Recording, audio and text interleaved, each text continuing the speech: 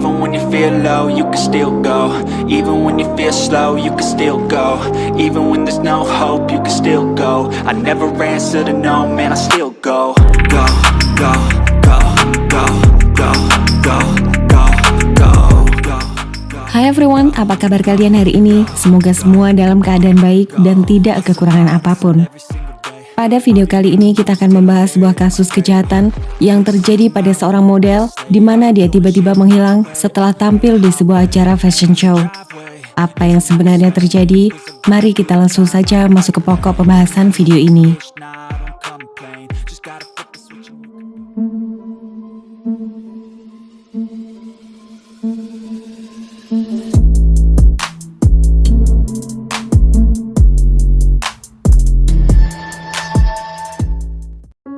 Bila sebelumnya kita membahas kasus dari negara Amerika, mari kita sekarang berkunjung ke kota Wenzhou yang terletak di provinsi Zhejiang, China.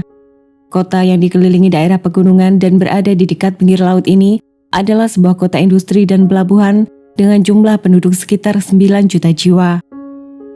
Di salah satu sudut kota Wenzhou, tinggal seorang gadis muda bernama Lilu. Dia lahir pada tanggal 7 Juli 1992 dan berasal dari provinsi Sichuan. Lilu adalah anak bungsu dan memiliki seorang kakak laki-laki. Saat menginjak usia remaja, Lilu tumbuh menjadi gadis yang menarik perhatian banyak orang.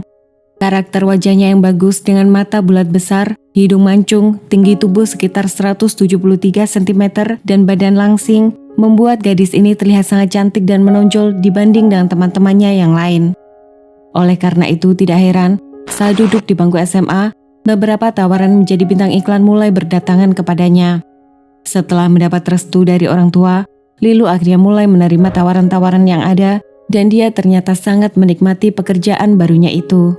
Setelah tamat SMA pada tahun 2011, Lilu kemudian melanjutkan pendidikan di Wenzhou University mengambil jurusan fashion design. Di sela-sela kesibukannya berkuliah, Lilu mulai meniti karir menjadi model profesional dan sering tampil di berbagai acara fashion show dan pameran mobil mewah. Berbagai produk pakaian dan perlengkapan wanita terkenal juga kerap menjadikannya sebagai bintang iklan. Singkat cerita, pada tahun 2014, Lilu lulus kuliah dan memutuskan tinggal menetap di kota Wenzhou untuk bekerja full-time sebagai model dan bintang iklan. Di dalam mimpinya, Lilu berharap suatu hari nanti dia dapat pindah ke kota Beijing atau Shanghai agar bisa mengembangkan karirnya hingga go internasional. Oleh karena itu tidak heran bila dia bekerja sangat keras dan sering pulang hingga larut malam. Pada tanggal 6 Desember 2015 setelah pulang dari kerja, Lilu tiba-tiba menghilang. Setelah 2 hari berlalu tanpa kabar, seorang pria bernama Fu menghubungi polisi. Dia mengaku memiliki hubungan dekat dengan Lilu dan tidak bisa menghubungi gadis itu selama 2 hari terakhir. Menurut Fu, sehari sebelum Lilu menghilang, mereka sempat makan malam bersama dan mengantarnya pulang ke apartemen. Dan pada keesokan harinya, Lilu memiliki jadwal fashion show di sebuah mall. Pada tanggal 8 Desember 2015, pihak keluarga juga mulai khawatir karena tidak dapat menghubungi Lilu sama sekali. Padahal nomor ponsel gadis itu biasanya selalu dalam keadaan aktif. Pada malam hari, ayah Lilu akhirnya datang ke kantor polisi untuk melaporkan masalah kehilangan anaknya. Mendapat laporan itu, beberapa anggota polisi segera mendatangi apartemen tempat tinggal Lilu. Setelah meminjam kunci dari pemilik apartemen, mereka masuk ke dalam dan tidak menemukan tanda-tanda keberadaan Lilu sama sekali. Semua barang-barang terlihat dalam keadaan rapi, tidak ada pesan atau petunjuk apapun yang dapat ditemukan dalam apartemen. Pada saat yang bersamaan, berita mengenai kehilangan Lilu segera menyebar luas di sosial media. Seorang teman model yang kebetulan membaca berita itu langsung datang ke kantor polisi. Pada polisi, gadis muda itu bercerita bahwa mereka berdua sempat tampil di acara fashion show yang sama beberapa hari yang lalu. Lalu sekitar pukul 5:30 sore setelah selesai dari acara, mereka berdua pulang bersama dengan menumpang seorang pria yang datang menjemput Lilu dengan menggunakan mobil Mazda warna hitam. Saat masuk ke dalam mobil, Lilu duduk di bangku penumpang depan, sedangkan dirinya duduk di bangku penumpang belakang. Setelah sampai di tempat kediamannya, gadis itu mengaku sempat melihat Lilu sedang tertidur, jadi dia tidak membangunkannya saat turun dari mobil. Pria yang menjemput Lilu itu ternyata bernama Edison Chan, berusia 26 tahun dan merupakan warga asli kota Wenzhou. Edison mengaku dirinya adalah seorang pengusaha dan memiliki sebuah studio foto. Mereka berdua pertama kali bertemu di sebuah internet cafe sekitar pertengahan tahun lalu. Sejak pertemuan itu, mereka saling bertukar nomor ponsel dan saling berhubungan hampir setiap hari. Tidak perlu waktu lama, keduanya akhirnya resmi menjadi sepasang kekasih. Hubungan yang pada awalnya berjalan baik, kemudian secara perlahan berubah. Lilu mulai menjadi tidak nyaman karena Edison semakin hari semakin memperlihatkan sifat aslinya yang posesif dan controlling. Pada Lilu, Edison juga bercerita bahwa dia pernah menjalin hubungan selama 7 tahun dengan mantan sebelumnya dan sudah berencana menikah. Tapi hubungan itu terputus di tengah jalan, sehingga dia sempat depresi dan berusaha mengakhiri hidupnya. Tapi beruntung orang tuanya tahu dan dia dapat diselamatkan tepat waktu. Oleh karena itu, dia sekarang mengancam akan melakukan hal yang sama bila Lilu sampai tega memutuskan hubungan dengannya. Pada bulan Oktober 2015, mereka berdua sempat pergi liburan bersama ke Makau. Liburan yang seharusnya berkesan dan membawa kenangan indah, tapi malah berakhir dengan tidak menyenangkan. Di Makau, Edison malah bermain judi di kasino, sehingga uang di rekeningnya ludes tanpa sisa. Dia lalu meminjam uang dari Lilu dan menghabiskan ratusan juta uang milik kekasihnya itu di meja judi.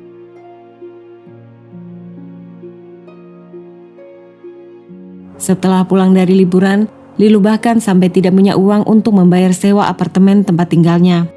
Sementara itu, Edison yang ditagih selalu memberikan janji dan tidak pernah mengembalikan uang yang pernah dia pinjam.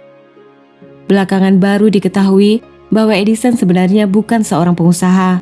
Dia bahkan tidak memiliki pekerjaan tetap dan lebih banyak menghabiskan waktu bermain video game di rumah. Dari sini, Lilu merasa yakin bahwa kekasihnya itu adalah pria yang suka berbohong dan tidak bisa diandalkan. Dia sudah membayangkan tidak akan ada masa depan yang cerah bila mempertahankan hubungan dengan pasangan yang malas bekerja dan suka berjudi. 1 bulan kemudian, Lilu mengambil keputusan untuk mengakhiri hubungan asmaranya dengan Edison. Seperti bisa diduga, Edison tidak bisa menerima dengan baik keputusan itu. Setiap hari dia menghubungi Lilu untuk minta maaf dan mengancam akan mengambil nyawanya sendiri bila tidak dapat bersama lagi. Tanggal 5 Desember 2015, sehari sebelum Lilu menghilang, Edison datang ke apartemen gadis itu untuk bertemu. Setelah menunggu di dalam mobil cukup lama, dia sangat terkejut ketika melihat Lilu diantar pulang oleh seorang pria dan mereka terlihat sangat akrab sekali. Semua ini kemudian akan menjadi pemicu sebuah kejadian yang sebentar lagi akan terjadi. Pada keesokan harinya, Edison mendatangi Lilu yang sedang tampil dalam sebuah acara fashion show. Setelah acara itu selesai, sekitar pukul 5:30 sore, Lilu mau tidak mau akhirnya pulang menempeng mobil Edison bersama dengan seorang temannya. Singkat cerita, setelah menurunkan teman Lilu di daerah tempat tinggalnya, Edison lalu membawa kendaraannya menuju ke sebuah hotel di daerah distrik Ojai. Lilu yang sedang tertidur pulas tidak sadar bahaya sedang mengancam dirinya. Setibanya di hotel, Edison keluar dari mobil dan masuk ke dalam hotel untuk memesan sebuah kamar menggunakan kartu identitasnya.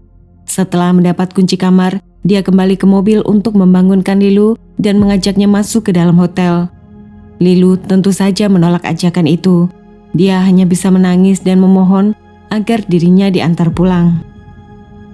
Edison lalu mengiyakan dan mengendarai kendaraannya pergi dari sana. Tapi bukannya mengantar Lilu pulang, dia malah berkendara ke daerah kaki pegunungan Talu. Setibanya di sana sekitar pukul 9:38 malam, mobil Mazda itu berbelok ke sebuah jalan sempit yang menanjak dan menjauh dari jalan raya. Di sebuah daerah yang sepi dan gelap, keduanya akhirnya bertengkar hebat di dalam mobil. Edison memaksa mereka kembali bersama, sedangkan Lilu terus menolak dan berkata bahwa dia tidak mungkin lagi kembali berhubungan dengannya. Dalam waktu singkat, pertengkaran yang semula hanya sebatas adu mulut malah meningkat menjadi pertengkaran fisik. Edison kemudian mengambil sebilah belati dari dalam sakunya dan menghabisi nyawa gadis malang itu saat itu juga. Setelah Lilu tidak bernyawa, Edison duduk termenung sambil menangis memikirkan langkah apa yang harus dia lakukan selanjutnya. Dia sadar bahwa dirinya tidak mungkin bisa melarikan diri dari kejaran pihak berwajib. Dan bila menyerahkan diri pun sudah terbayangkan konsekuensi hukuman yang akan dia terima. Tapi yang paling memberatkan hatinya adalah membayangkan bagaimana perasaan hati kedua orang tuanya nanti. Satu-satunya jalan yang ada dalam pikirannya, lebih baik dia mengakhiri hidupnya sendiri. Tapi sebelumnya dia ingin bertemu dengan ayah dan ibunya untuk terakhir kali. Sekitar pukul 4 pagi setelah memasukkan jasad mantannya itu ke dalam bagasi mobil, Edison berkendara pulang ke rumah.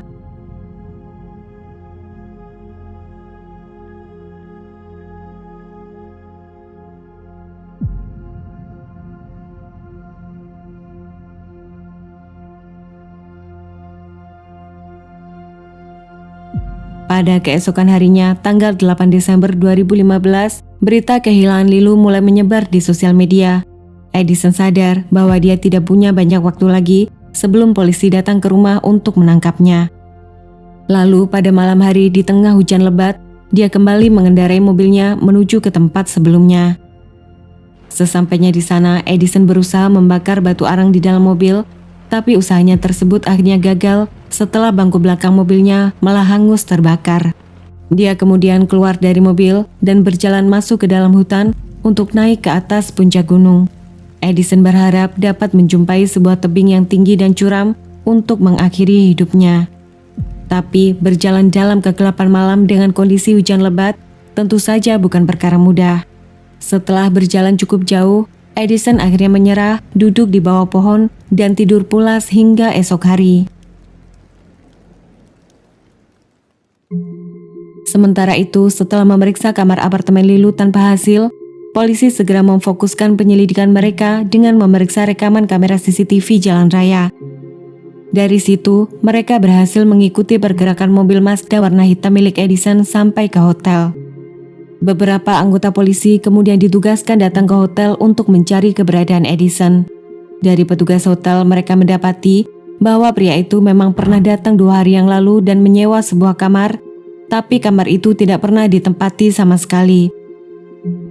Pada tanggal 9 Desember 2015 sekitar pagi hari, polisi akhirnya mendapat terobosan penting ketika berhasil melokalisir pergerakan mobil Edison yang terlihat berada di sekitar daerah kaki pegunungan Talu. Mobil itu berbelok ke jalan sempit mengarah ke dalam hutan dan tidak pernah keluar dari sana.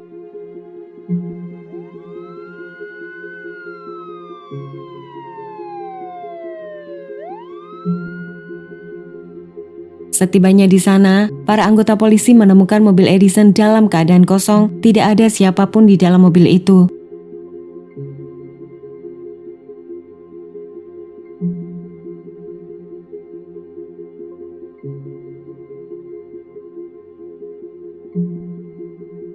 Saat mereka melihat ke dalam mobil, terdapat noda warna merah di bangku penumpang depan dan ada sebilah belati di sandaran pintu pengemudi.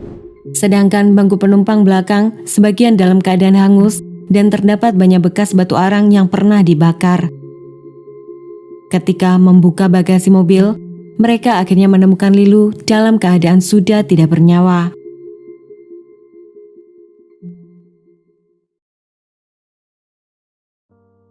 Dalam konferensi pers, kepala polisi menyatakan bahwa gadis malang itu meninggal dunia akibat beberapa luka tusukan di bagian dada dan leher.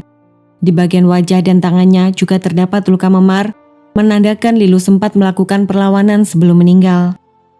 Berdasarkan penemuan itu, Edison langsung ditetapkan jadi tersangka utama.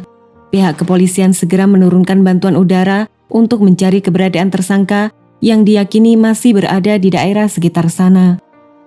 Beberapa jam kemudian sekitar pukul 4 sore, seorang pria keluar dari dalam hutan berjalan tertatih-tatih tanpa alas kaki, tatapan matanya kosong dan wajahnya terlihat tanpa ekspresi sama sekali. Kemunculan pria yang berjalan seperti zombie itu tentu saja menarik perhatian para pengguna kendaraan yang lewat. Beberapa dari mereka kemudian menghubungi polisi yang langsung meluncur ke lokasi. Saat tiba di sana, para petugas polisi langsung mengamankan pria yang terlihat sangat lusuh, seluruh pakaiannya dalam kondisi basah kuyup dan penuh lumpur. Setelah memeriksa kartu identitasnya, Pria itu dapat dipastikan tidak lain dan tidak bukan adalah Edison Chen. Edison akhirnya resmi ditahan dan dibawa ke kantor polisi. Setibanya di kantor polisi, Edison langsung menceritakan apa yang telah terjadi. Dia mengaku telah menghabisi nyawa Lilu karena gadis itu terus menolak kembali bersama dengannya. Setelah itu dia berusaha mengakhiri hidupnya sendiri di dalam hutan sebelum akhirnya tertidur pulas dan bangun pada sore hari. Saat turun ke bawah dan melihat mobil Mazdanya sudah tidak ada di sana, dia tahu polisi sudah menemukan jasad Lilu dan sedang memburu keberadaan dirinya. Edison lalu berjalan keluar jalan raya untuk menyerahkan diri. 1 tahun kemudian, tepat pada tanggal 24 Agustus 2016, setelah melewati beberapa kali persidangan, pihak pengadilan memutuskan Edison Chen yang berusia 27 tahun pada saat itu terbukti bersalah karena telah mengambil nyawa Lilu dengan sengaja dan dijatuhi hukuman mati. Dalam sebuah wawancara dengan seorang wartawan, Edison berkata sebagai berikut. 后悔，事情已经到了这个地步，后悔是没有用的，只能尽量去做自己能做的补偿这些。如果他们没有原谅我，我也可以理解，是吧？我只想去赎罪吧。 Semoga Edison benar-benar menyesali perbuatannya karena dia bukan hanya merenggut nyawa seorang gadis dengan masa depan yang cerah, tapi juga telah menghancurkan hati banyak orang. 2 tahun kemudian, keadilan akhirnya ditegakkan saat putusan mati Edison dieksekusi oleh pihak pengadilan.